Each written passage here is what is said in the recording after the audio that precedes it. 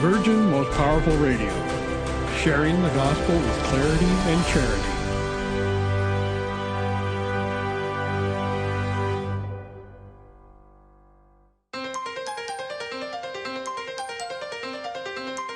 And now, Virgin Most Powerful Radio is pleased to present Hands-On Apologetics with renowned Catholic author and apologist, Gary Michuta.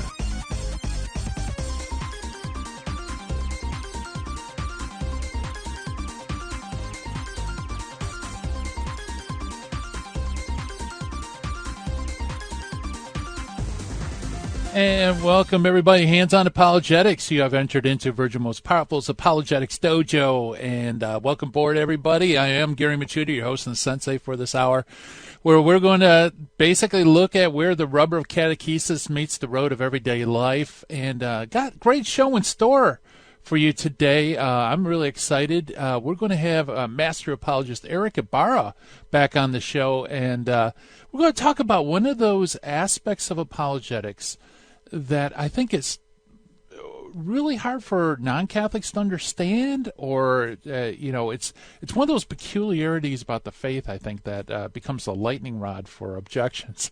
And you're asking, what is that? Well, it's infallibility, and specifically papal infallibility. And so we're going to talk with Eric. As you know, Eric has done a lot of study and research in the papacy, and so he's going to unpack, some of the biblical and patristic backing for our belief in papal infallibility. And as always, we do our Finding the Fallacy segment. Today, since it's Friday, usually instead of doing an informal fallacy, we look at propaganda technique. We got to be aware of these as well. Today's propaganda technique is the emotional appeal technique. And we also look at one of the early church fathers. And today's early church father isn't a individual per se. It's a piece of paper. In fact, what it is a fragment. It's the Muratorian fragment. So we're going to look at the Muratorian fragment, emotional appeal, and then on the other side of the break, Eric Ybarra is coming on board, and we're going to talk about infallibility. So it's going to be a lot of fun. I can't wait to chat with Eric. But before I do that, let me give my shout-out to those watching live stream on Facebook and YouTube. Hello, everybody. Welcome aboard. I also want to welcome all of you listening on radio stations around the United States and also listening via podcast around the world. Of course, you can download all the podcasts of Hands-On Apologetics and all the other great programs the Virgin Most Powerful Radio produces at our flagship website, which is virginmostpowerfulradio.org, or you can download our handy-dandy phone app. And it's got all the shows plus a lot of great free material as well. And, now that a lot of us are sheltered in place, I think it's a great opportunity for us to do apologetics in place. And, share the good news. If you find great stuff, if you're talking to someone who has questions about infallibility, let them know about this program. Share the program and give them contacts for Eric because, like I said, he's a wealth of knowledge. So you can still evangelize and do apologetics even though you might be confined, sequestered into your own home. And we also are grateful for that because that helps our mission as well. So let's see. If you have a question for Eric, I should give this out. Give us a call, 888-526-2151. That's 888-526-2151. Or you can always send an email, and the email to send it to is questions@handsonapologetics.com, all one word. And that is the official dojo address, questions@handsonapologetics.com. I do answer every email, maybe not on a timely basis, but I do get around to it. And I appreciate the input, too. Thank you so much for your emails and your kind encouragement as well. It's truly is a privilege to be able to do this program every day. And so thank you so much for your support. While we jump to the Finding the Fallacy, like I said, it's Friday, so we're going to look at a propaganda technique. And this propaganda technique is basically appeal to emotion. Now, you may recall that, with many propaganda techniques, there are sister informal fallacies that kind of go along with it. With this one, obviously, it's the appeal to emotion, perhaps appeal to prejudice, appeal to anger, the argument ad misericordiam, where you're arguing for sorrow. And you have already been exposed to this propaganda if you've simply seen a commercial. Many times commercials will appeal to your emotions, either trying to make you angry or fear or feel joyful. Many times it appeals to sympathy, to sorrow. And by the way, this isn't just verbal, and I think this is what distinguishes the propaganda technique from the actual informal fallacies, is that it doesn't necessarily have to be verbal. It can be just mood music. It can be images. It could be a combination of those and other things that, in a sense, tries to manipulate your emotions so that you're inclined to either do something or not do something. And so it's important. The thing with propaganda techniques, once you know them, you're armed and you could diffuse them as soon as you recognize they're being used. So that is our finding of the fallacy, the propaganda technique of the emotional appeal. So let's jump to Meet the Early Church Father. It's funny, it's on a fragment, but I don't know if I could fit everything in. I was hoping to read the entire fragment, but it actually is a bit lengthy. But let me tell you a little bit about it. The Early Church Father for today is the Muratorian Fragment. The Muratorian Fragment is named after its discoverer, L.A. Muratori, who published it in 1740. It has been variously ascribed to Caius of Rome, to Hegesippus, to Clement of Alexandria, Melito of Sardis, Polycrates of Ephesus. But perhaps Jurgen's notes, William Jurgen's Faith of the Early Fathers that we use for this segment, he says perhaps the greater possibility is to attach it to none other than Hippolytus of Rome. And that's an interesting position to take. The safer course, however, he says, is to call it precisely what it is, an anonymous fragment of a date later than the Shepherd of Hermas, most probably before the year 200 AD.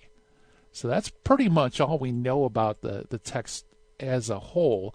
Jurgens continues to say that the fragment opens and also closes with an incomplete sentence. And so we have a fragment of a fairly ordered treatment of the titles contained in the New Testament. And since the first full remarks treat the Gospel of Luke and John, presumably the opening lines as it stands was probably the conclusion of the author's remarks concerning the Gospel of Matthew. It is not likely that the remark, of which we have only the conclusion, was something like this. So he's going to try to reconstruct it. The second of the Gospels written by Mark, who neither a hearer nor a follower of the Lord, but was a companion of Peter. In his sermons, Peter gave no connected accounts of the words and deeds of our Savior, but preached always from his memory of them to suit the needs of his audience. So although Mark was not present with the Lord, Peter preached of him in his sermons, at which, however, he was present and also wrote. So then the fragment proper continues with the Gospel of Luke. I'm just going to read as much as I can of the fragment. Perhaps we can fit most of it in. Hopefully we can get it all in before the break. It starts with the third book of the Gospel is according to Luke, who is a well-known physician, which after the ascension of Christ, Luke wrote in his own name from what he had learned from when Paul associated him with himself as a companion of his journey. Nor did he himself see the Lord in the flesh, but inasmuch as he was able to proceed, he began his account with the birth of John. The fourth gospel is by John, one of the disciples. When his fellow disciples and bishops were urging him, he said, "Fast with me for 3 days beginning today, and whatever will be revealed to us, let us recount it to each other."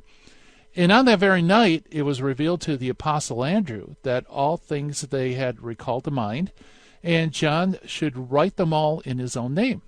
And therefore, while various points were taught in different books of the Gospels, there is no difference to the faith of the believers, for in all of them, all things were spoken under the one guiding Spirit, whether concerning the nativity, the passion, the resurrection, conversations with his disciples, or his two advents. The first of which is in the humiliation of rejection and is already past, and the second is the glorious the second in the glory of royal power, which is yet to be. It is no wonder then that John constantly returns to these things, even in his epistles, saying of himself, what we have seen with our eyes, what we've heard with our ears, and what our hands have touched, these things we have written to you. And thus he professes that he is not only an eyewitness, but also a hearer, and moreover also a writer of all the marvels of the Lord as they happen. The Acts of the Apostles, however, were written by Luke in one book addressed to the most excellent Theophilus, and he makes it clear that these events took place in his presence, for he omits the passion of Peter as also the journey of Paul when he went to the city of Spain. The epistles of Paul, however, for those who wish to understand the matter, indicate themselves by from what place and for what cause they were sent. Then he goes on and he basically lists all the letters of Paul, and then he concludes, nevertheless, it is shown that there is one church spread abroad throughout the whole world. For John, too, in the Apocalypse, although he writes to only 7 churches, yet speaks to all. Besides these, there is one Philemon, and one Titus, and 2 Timothy, in affection and love, but nevertheless regarded as holy in the Catholic Church, and the ordering of churchly discipline. There is also circulated one to the Laodiceans and another to the Alexandrians, forged under the name of Paul, in regards to the heresy of Marcion, in which there are several others which cannot be received by the Church, for it is not suitable that gall be mixed with honey. The Epistle of Jude, indeed, and the 2 described to John are received by the Catholic Church, but the wisdom written by the friends of Solomon is in his honor, and the Apocalypse of John and that of Peter are received, which last, however, some do not wish to be read in the Church. And we'll just stop it right there, because that is the Muratorian fragment, almost all of it. Coming up on the other side of the break, Eric Ybarra. Stay tuned.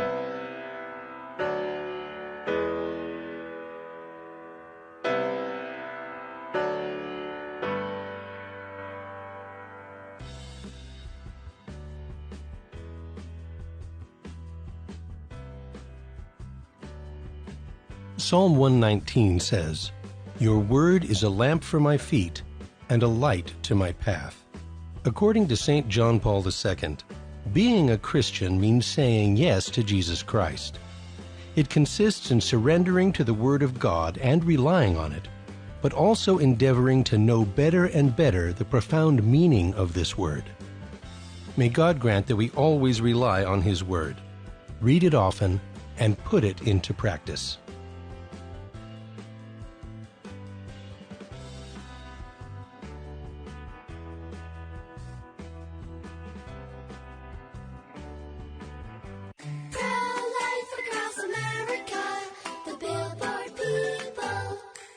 Did you know my mom's gonna have a baby? She is? Will it be a boy? Or will it be a girl? We don't know yet, but we heard the heartbeat and my dad said this is gonna be someone very special. You mean like being a president? Or maybe a doctor? Well, probably maybe like a singer or dancer, I think. Hello, my name is Mary Ann Koharski. I'm the director of Pro-Life Across America. We know that every baby is a miracle and has the potential to do great things. If you know someone who is pregnant or in need of alternatives or assistance, or would like to support the work of Pro-Life Across America, please call 1-800-366-7773 or visit our website at prolifeacrossamerica.org. Pro-Life Across America is non-political and totally educational. Pro-Life Across America, the Billboard people. This is Terry Barber. I want to thank you for your support here at Virgin Most Powerful Radio. Here's an easy way to do it. If you're going to sell or buy a house, call Real Estate for Life, 877-543-3871, because they're going to get you a Christ-centered agent to purchase your home or to sell your home. And at the close of escrow, a portion of his commission goes right back to Virgin Most Powerful Radio. Call 877-543-3871. Thank you so much for your support. Now, back to Hands-On Apologetics with Gary Machuda.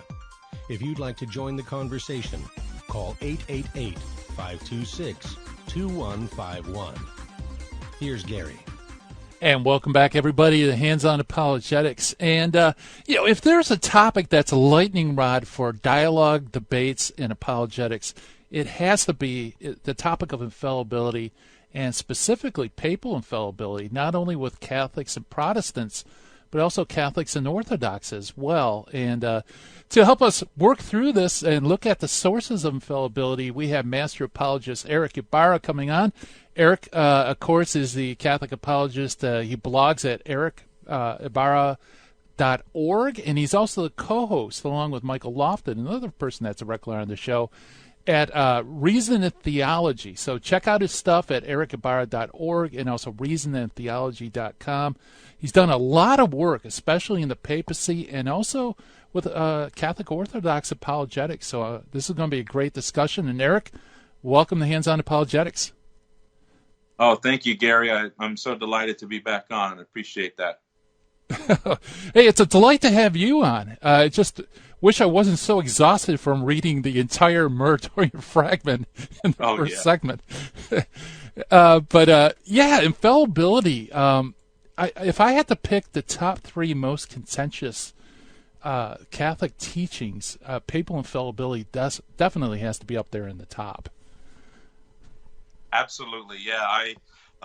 In fact, it was really somewhat of a debate within the Catholic Church all the way up till the 19th century.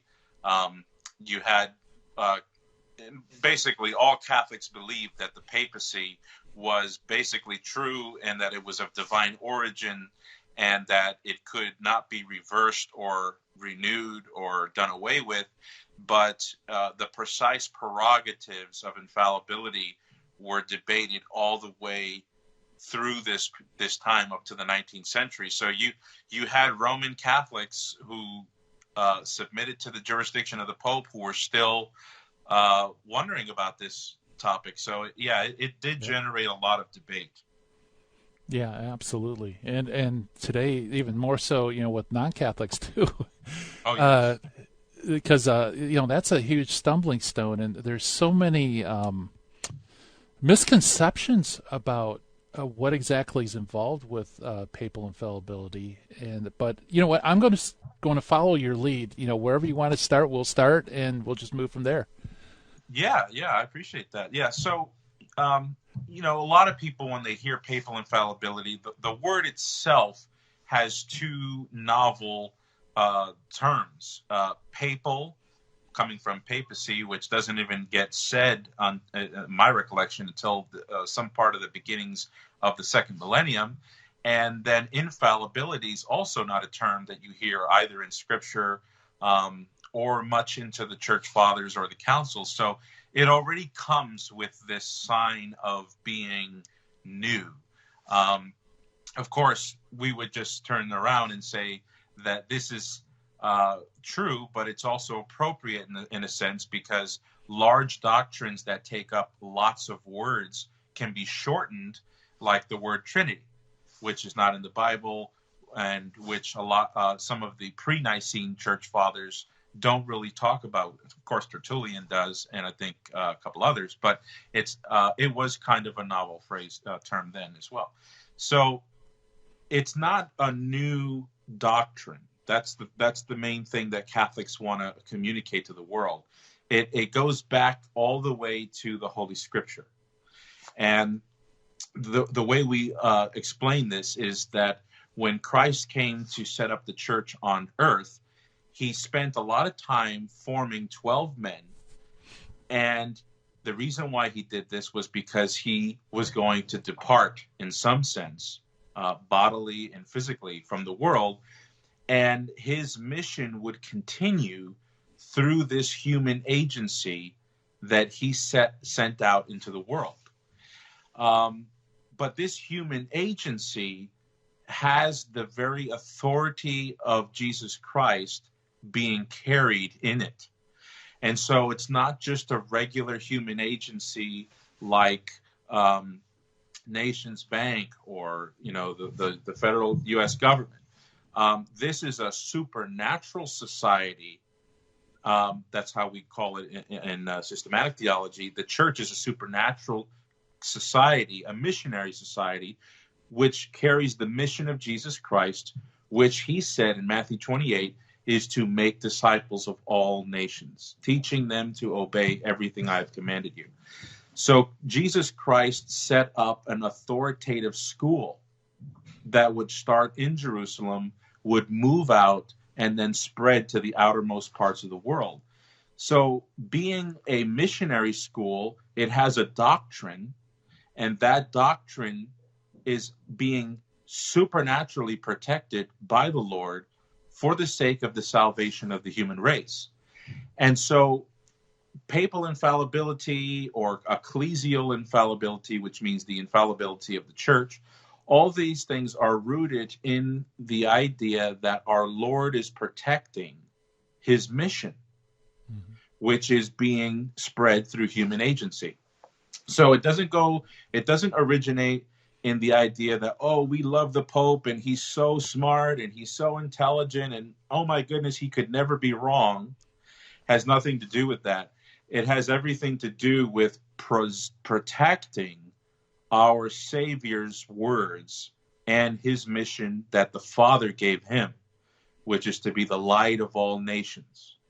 The thing is, he disappeared physically. And so he knew that that light would be shed through human agency.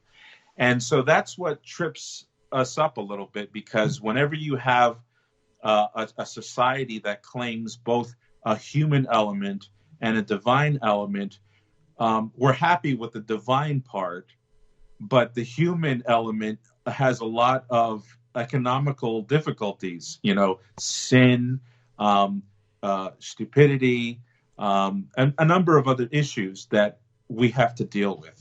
And It's not something new. The people of God in the Old Testament were aware of these things.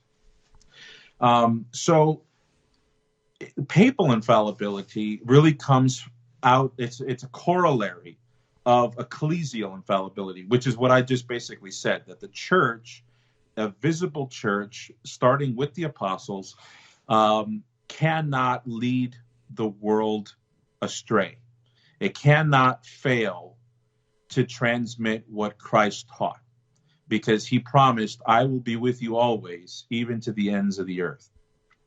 And so the church can't lead the world into heresy or a false teaching that would obliterate one's salvation or relationship with Jesus Christ.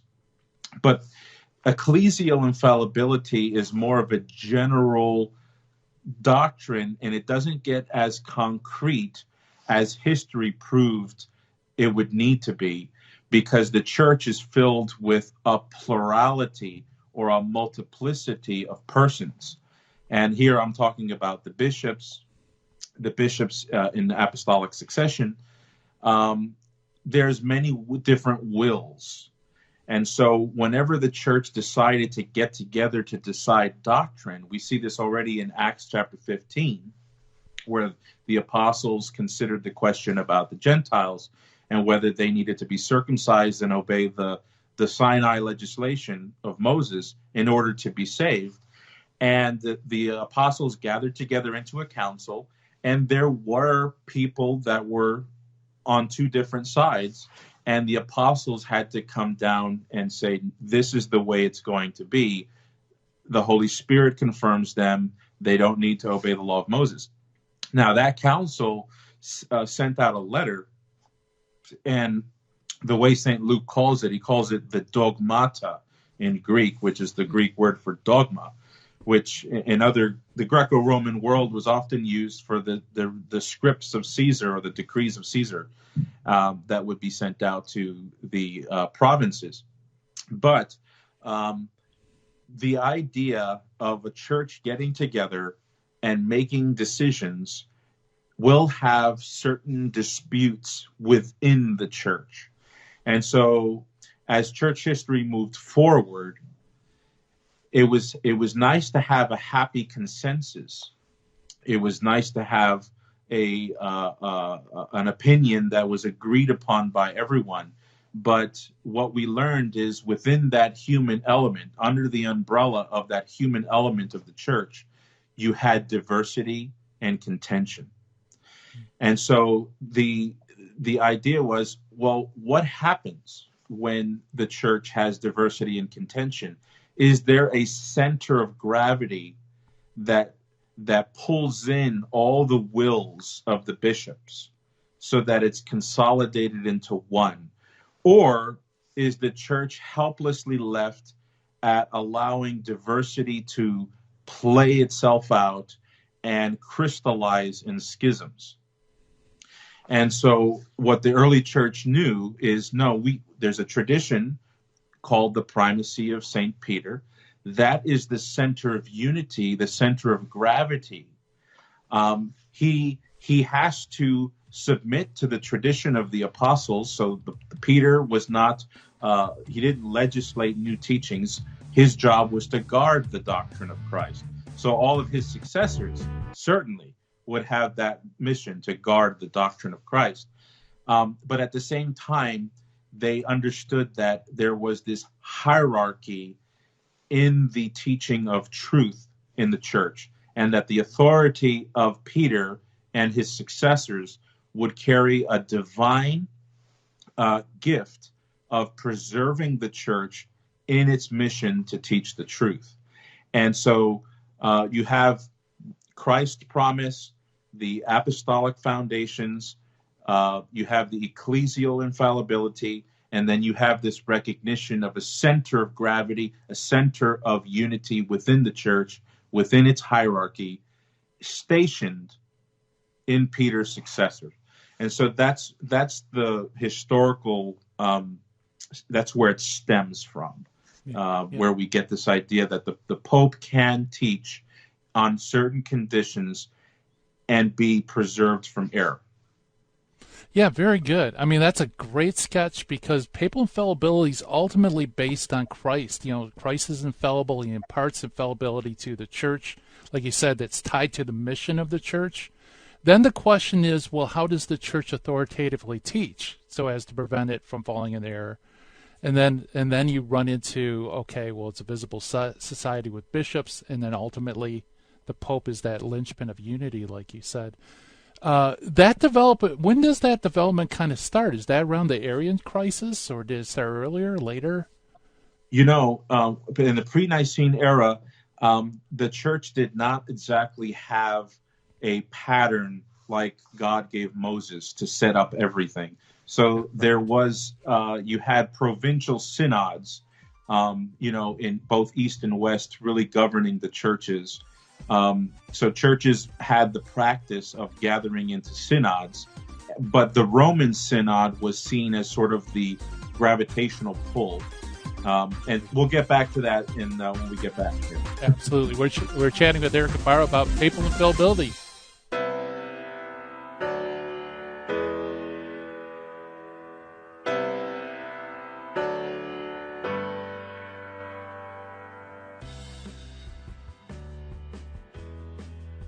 Hi, this is Jesse Romero from the Terry and Jesse Show, also from Jesus 911. Let's face it, we all need to use the internet, but we need screen accountability. Why? Pornography is a huge problem, especially on the internet. And every time we tap into the internet, we get bombarded with images and temptations that degrade our humanity. So we need Covenant Eyes to block these pornographic sites and advertisements from infiltrating our lives. Covenant Eyes helps us take custody of our eyes and custody of our intellect. So I recommend you go to covenanteyes.com and type in the promo code VMPR to support the network. Protect yourself and your family from the imminent threats on the internet. www.covenanteyes.com, code VMPR. Live porn free. Thank you for listening to Virgin Most Powerful Radio. Thank you. God bless you. Keep the faith. Finding the right doctor for your obstetric and gynecological needs can be difficult. Do you want a doctor with impeccable references and ethical practices? One who is trustworthy and well-researched? Dr. Aceta is that doctor. As a faithful Catholic in the Kern County community, Dr. Aceta provides expert care guided by his Catholic teachings, focusing on the patient's needs according to his own specialty. Call Dr. Aceta for all your obstetrics and gynecological needs at 661-595-5617. Again, 661-595-5617 for quality care without compromise. Buying or selling your home or your business property? This is Terry Barber. Real Estate for Life underwrites the Terry and Jesse Show. And they can connect you to one of 900 pro-life real estate agents around the world. And when they receive their referral fee, they will give 80% of it to a pro-life organization. Wow! That's 80%! realestateforlife.org, 877-LIFE-US1. Now, back to Hands-on Apologetics with Gary Machuda. If you'd like to join the conversation, call 888-526-2151. Here's Gary. And welcome back, everybody. We're chatting with Master Apologist Eric Ybarra about papal infallibility. By the way, check out his great material, lots of great articles, also videos at ericybarra.org. Or you could check out reasonandtheology.com for his ministry with Michael Lofton. And Eric, right before the break, I'm sorry I gave you a big question with only a few minutes left, but you know, you were talking about how the development from local synods, like there began a recognition that the Roman Church has a kind of primacy, and I guess you could just take it from there. Yes. So it'd be wonderful to have a record of everything that happened in ancient history. But from what we do know from the writings of Saint Irenaeus of Lyon. He was actually Greek-born, but he was a priest and then bishop of Lyon over closer to the Gaul area, which now is France. And he, in order to refute certain heretics at his time, referred to the external norm of apostolic succession. So the tradition of the churches, which were founded by apostolic origin, those were the churches that you would go to, and their consensus would be sort of an external norm by which to know what the truth is. But within that, he pointed out that the Roman Church, because of its superior authority, its origin, principalitas is the Latin word that the translation of his work uses, shows that the Roman Church was already recognized to be a doctrinal referee when disputes would arise, and we see that the instinct of the Bishop of Rome is very much in accord with that. So when there was a dispute over the date of Easter, over rebaptism, receiving converts from other heretical sects that had baptized them, in the issue of penance, whether adultery and fornication could be forgiven by the church. These were some of the pre-Nicene disputes, and we see the Roman Church is front and center, not just giving her opinions, but what Tertullian calls edicts. And he sort of mocks the Bishop of Rome at one time when he went off into his Montanist phase. He actually said that the Bishop of Bishops had sent out an edict which said that adultery could be forgiven through penance. So he, of course, was dwindling into a more a rigorous sect at the time. So, but what we do get from him indirectly is this corroboration that the Bishop of Rome was writing edicts well outside of his diocese over issues of doctrine. So right before the Council of Nicaea, you get a Roman Synod in 261 condemning Sabellianism and enforcing that that there is one substance in three persons. But as you get through the Constantinian Revolution, the Roman See starts to pick up in its claims of her sacred rights that come from the Lord and St. Peter's primacy. And this first gets seen, as you had said, in the Arian crisis, because the Arian crisis had particularly affected the East. And Rome at the time, which came in defense of Athanasius and a number of other Eastern clerics who fell victim to the semi-Arian bishops who were using the state establishment. They were using the power of the emperor to convene their own synods, to enact certain falsehoods. And so the Roman See would come in during those times. And we see going into the 5th century, the Council of Nicaea, the Council of Ephesus, the Council of Chalcedon, these things come under harsh debate. And what you start to see is a divergence. You start to see a divergence between bishops who think that the obtaining of truth is a matter of tradition and their own interpretation versus the idea that this gravitational center in Rome has the stamp of God's authority on it. And so you start to see this divergence, although there's not a break in communion right away between East and West completely, although there are big interruptions. So during the Arian crisis, the Roman See was out of communion with many Eastern churches for 60 years. During the Nestorian crisis, you had Nestorius, and he influenced a lot of churches in Persia. Of course, they went into schism.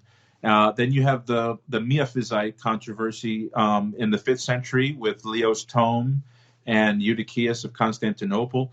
This causes a big split in Egypt, Syria, and Armenia. So you have contention. It's almost like it's a rumble royale, and you've got the Pope in one corner. You've got the idea of tradition as I understand it in another corner, and then you have the emperor in another corner. And so often you see these disputes involving all three of those things. But the Roman See doesn't ever relax its claim to her sacred right of infallibility. And so this eventually led to the Greek and Latin schism, of course, in the 11th century. It was unfortunate.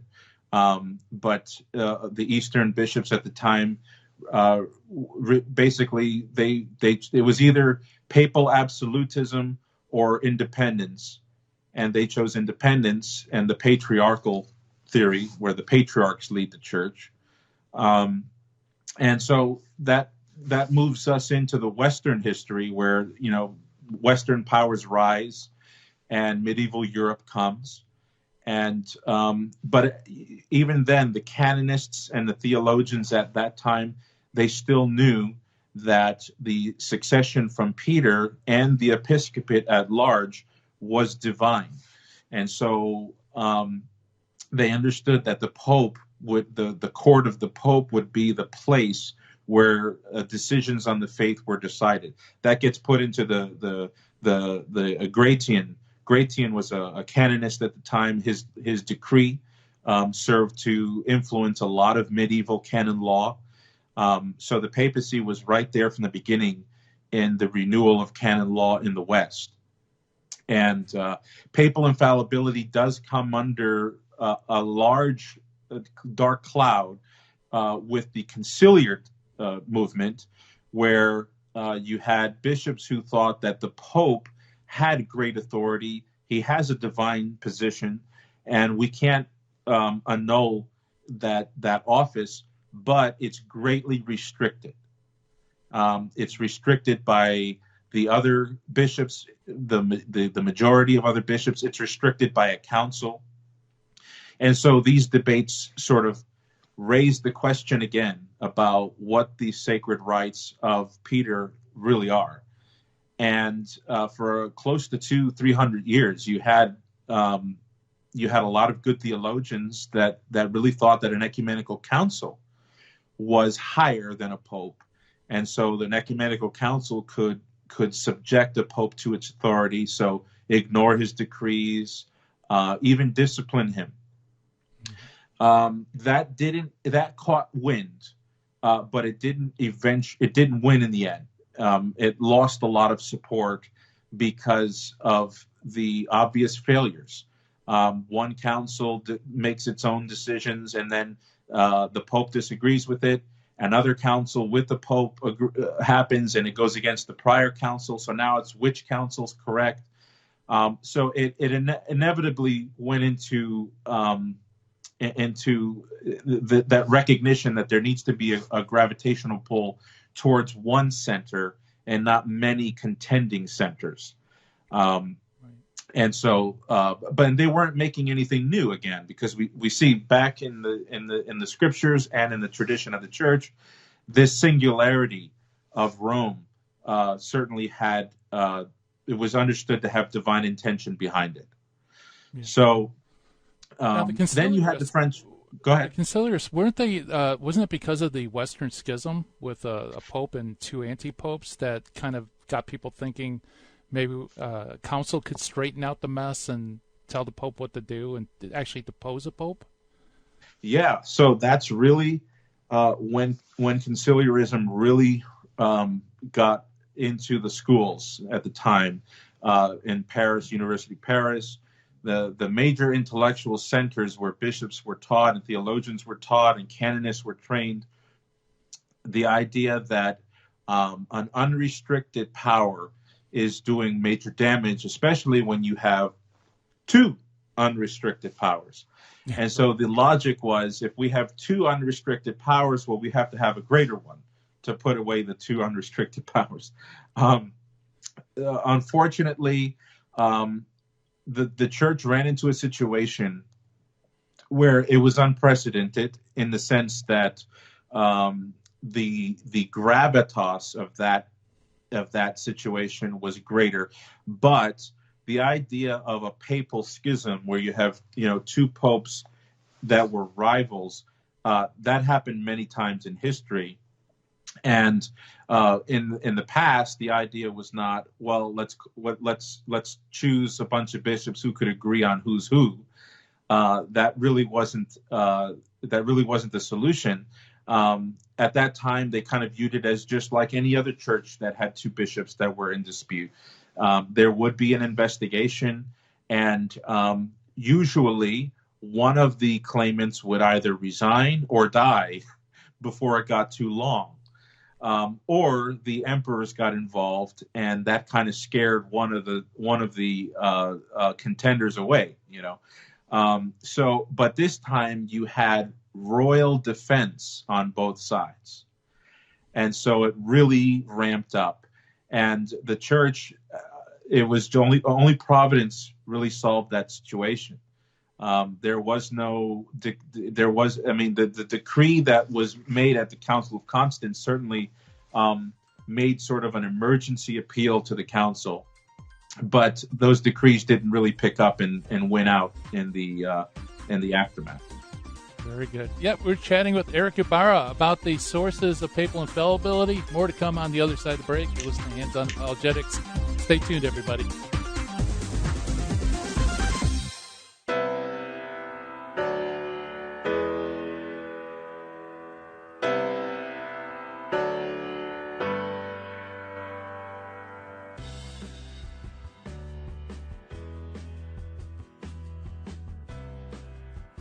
Attention VMPR listeners. We've talked at length about the attack on our youth through popular culture media, but what if I told you there was someone trying to make a difference? The newest novel, Britfield and the Lost Crown, by C.R. Stewart, is reaching schools across America and sharing Christian morals alongside great storytelling.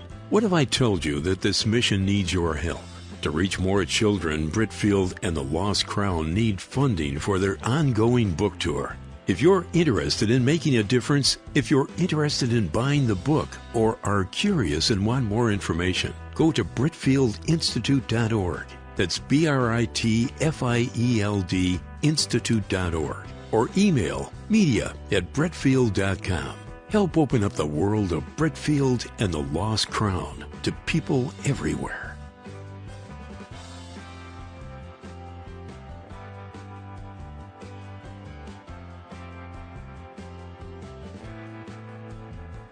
This is Terry Barber. I want to thank you for supporting Virgin Most Powerful Radio. And here's an easy way to support us by going to smile.amazon.com and type in Catholic Resource Center or Virgin Most Powerful Radio. And when you log in your Amazon account and you purchase products, a portion of it will go right back in supporting Virgin Most Powerful Radio. And it doesn't cost you a dime. I want to thank you ahead of time because that supports us year-round. May God bless you and your family.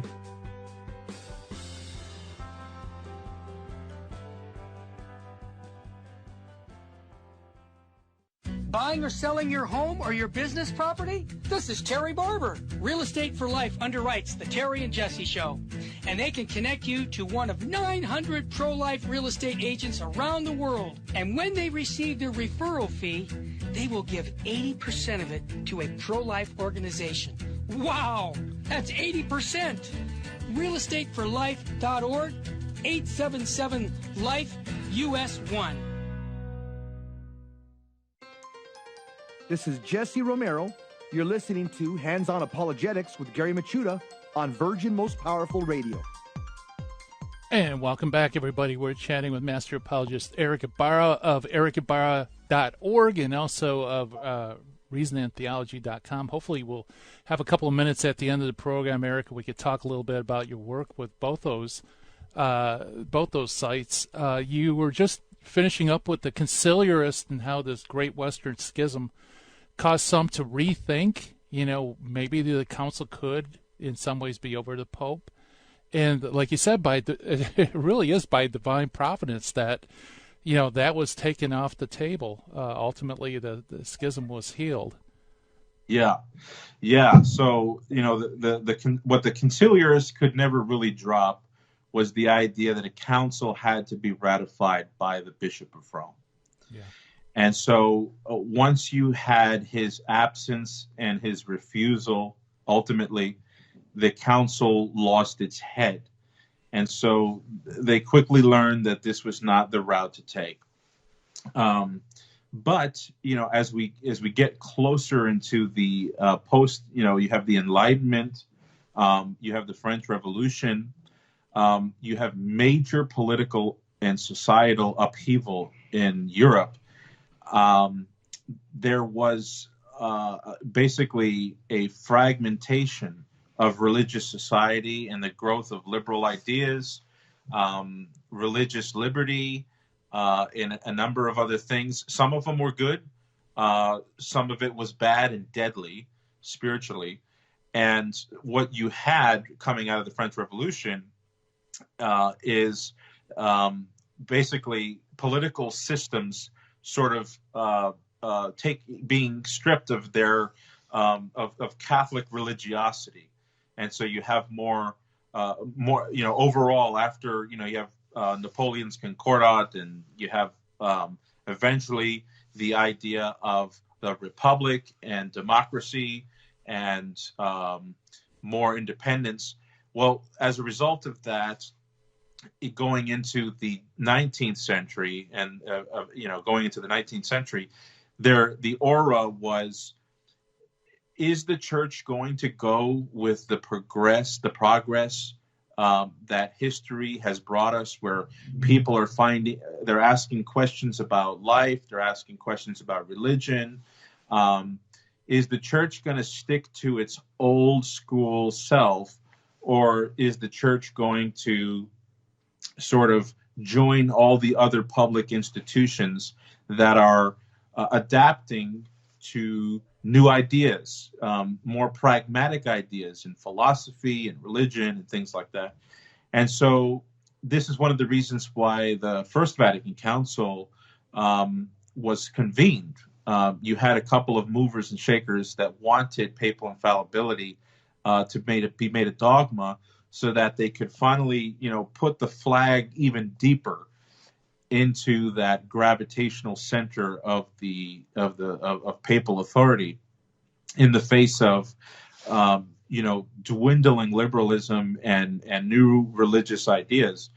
Cardinal Manning of Westminster, for example, he's one person who really was a papal absolutist, papal infallibist. And so you had Vatican I, And at this council, there was a minority which didn't see the reason to make a decree on papal infallibility, but certainly 80%, the majority, saw that this was a time to make a declaration, not a declaration of new doctrine, but a declaration of, hey, this is where the church stands, and we're not moving. Yeah. And that decree really spelled out that the church has a head, and that head can't be ignored or refused when he teaches definitively. Yeah. So, that's when you have the decree on papal infallibility. Now, during the Vatican I, you had still some conciliarism going on. You also had the ultramontane position. Maybe you could explain a little bit. You kind of alluded to them. Yeah. Explain a little bit, like how there was an error on the other side too. Yeah, there was. Yeah, so you had writers going back to the 17th century like Jacques Bousset, who was a staunch conciliarist, very smart man. And so the Gallican decrees, basically these were French decrees that went off that basically said that the Pope is infallible once he's acquired the consensus of the church. So these were people that did not believe that he could make a decree where of himself and of itself irreformable. It was only irreformable after it collected the consensus and affirmation of the church.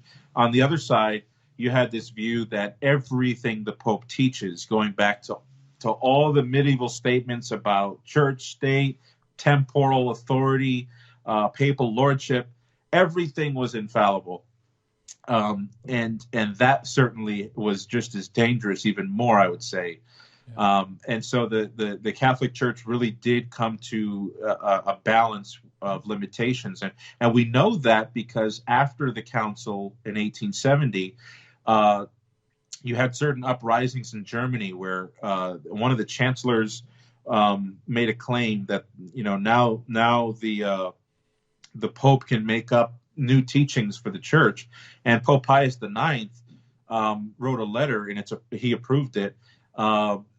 He approved the German bishops who responded to this, saying, no, the Pope is subject to the faith of the church, the tradition of the church, the Holy Scripture, and even all the way to the 20th century at Vatican II, Pope Paul VI wanted to add a decree into the church, into the council, which said that the Pope was accountable only to the Lord.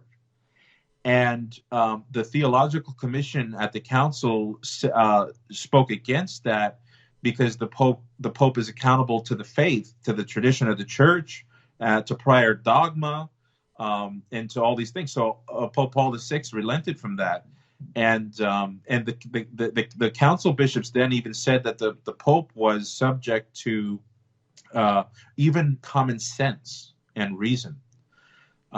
So there's definitely a limitation on papal authority. And I know one modern author who's written a lot about this is Cardinal, I keep forgetting his name. He was the former CDF prefect, Cardinal Mueller. There we go. Oh, yeah. He wrote a book recently, Roman Encounters. If you guys want to look more into this issue about the limitations of papal authority, that book addresses that quite extensively. Interesting. Yeah. So in a way, it's interesting because the papal infallibility, it's rooted in the New Testament, but it took history to kind of tease out, well, how is the church governed? Where is the seat of authority? And then when it comes to that, what's that relationship to the council? And then even, is everything that the Pope teaches, infallible, or just the stuff that's approved? So it's like it really takes all the way up to 1870, Vatican I, and even afterwards, before these other questions become addressed, and we end up with the definition. Yeah, and that's, it goes back to St. John Henry Newman's idea of the development of doctrine, where one single idea has many consequences, and those consequences are not always grasped and realized that the moment the idea is given. And so it takes time for that idea to sit cozy for a while before a lot of its consequences become clear. Yeah. And certainly, the idea was that the Pope should be infallible all the time. But what we found is that the theologians and the bishops understood that it was only when that head-to-body relationship was the most crucial, and that is when the head is teaching on a matter of faith and morals definitively to be held by the whole church. Only then is he supernaturally protected. Yeah, very good. Well, let's talk a little bit about reason and theology, because I have to tell you, I'm one of your most avid watchers. Tell us a little bit about it. Yeah, so we've picked up. I mean, we've had 60 guests, and we've only been going for a year and 4 months now, and we've had a lot of expert guys on to talk about. As you know, we tend to go into Eastern Orthodoxy, Roman Catholicism, but we've also had some Islamic debates recently. So if some of the listeners are interested in Islam and some of the monuments of reliability, like the Quran or the rejection of the resurrection, we have debates with our in-house debater, William Albright, who we all know and love. Yeah, that's right. Yeah, in a way, reason and theology has become kind of like, I don't know if you remember Fight Night in Canada, back with the Boston, back when you go to a hockey game and a hockey game would break out during the fights, but you're becoming like debate central at reasonandtheology.com. Yeah, well, we wanted to create a platform where some of these ideas can be tested, and yeah, right. In an environment where there's charity, respect, and we're not scared to be corrected. Right. Yeah, and you do a very good job about that. I mean, very even-handed, and also, I love your segments where it's just, in-house discussions about the faith, because you go really deep into all sorts of really interesting subjects that you don't find elsewhere on the web. Yeah, that's, that was part of the goal. I'm sure there's a lot of podcasts that do this. I was never really a guru into this stuff. So when Michael and I first started, we just didn't know about what else was out there. Yeah. Well, it's good though, because, that makes you unique. You're not copying others. And, right. So everybody listening, check it out. The website is www.reasonandtheology.com. There's also a YouTube channel, right? Yes. Yeah. Reason and Theology YouTube channel. And I have my own YouTube channel as well. It's got a couple of videos up there on Eastern Orthodoxy. But that's it for now. Yeah, very good. Well, thank you, Eric, for coming on. It's been fun. Thank you. Appreciate it. All right, Eric Ybarra, yes, ericYbarra.org, and also reasonandtheology.com. Check it out, folks. Coming up next, we have High Impact Catholic Talk coming at you with the Terry and Jesse Show. And it's been a pleasure being with you this week. And God willing, we'll be back again Monday to do this thing we call Hands On Apologetics. Everybody has a great day, great weekend. Take care, everyone. Bye-bye.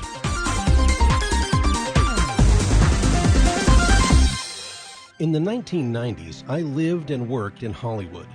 But when my wife Betty's mom took ill, we relocated to Orange County. And it was during this time in our lives that I converted to Catholicism. Once my eyes were opened to the truth, I couldn't learn enough about the faith. But I had less free time than ever, especially with a long commute.